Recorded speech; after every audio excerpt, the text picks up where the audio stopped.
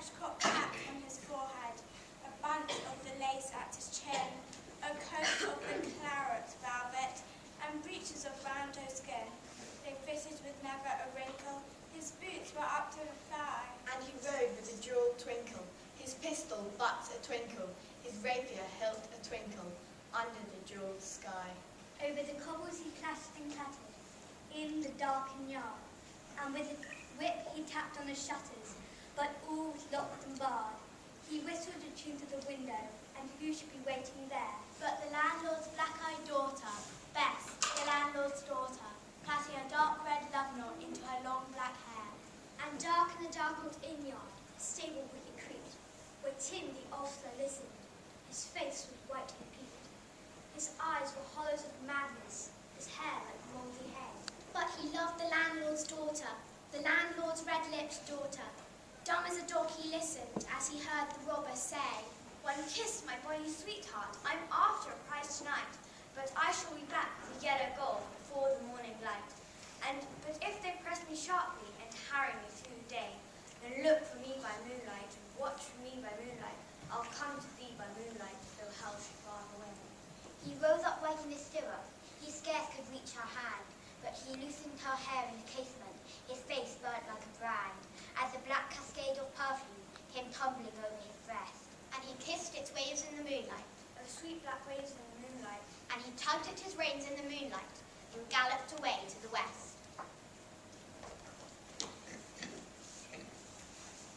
He did not come in the dawning, he did not come at noon, and out of the tawny sunset, before the rise of the moon, when the road was a gypsy's ribbon, looping the purple moor, A red-coat troop came marching.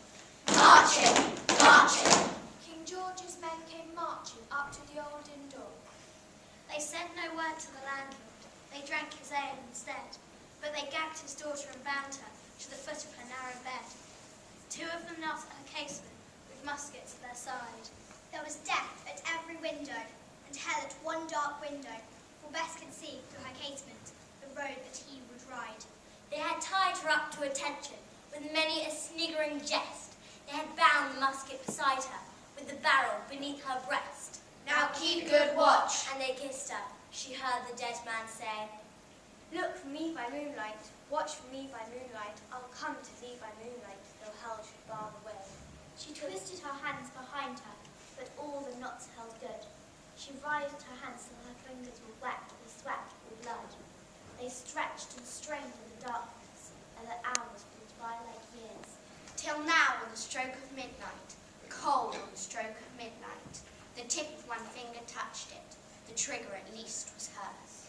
The tip of one finger touched it. She strove no more than the rest.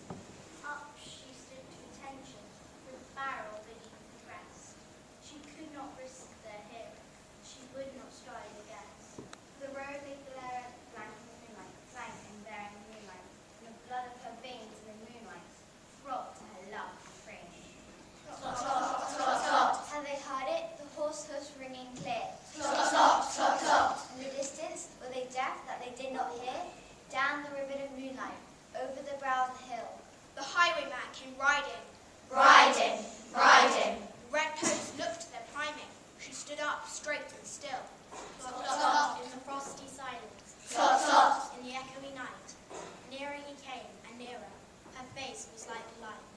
Her eyes grew wide for a moment. She drew one last deep breath. Then her finger moved in the moonlight.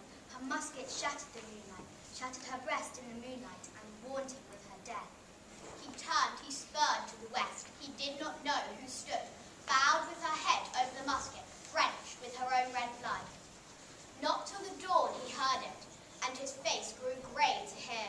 How Bess, the landlord's daughter, the landlord's black-eyed daughter, had waited for her love in the moonlight and died in the darkness there. Back he spurred like a madman, shrieking a curse at the sky, the white road smoking behind him, and his rapier brandished high.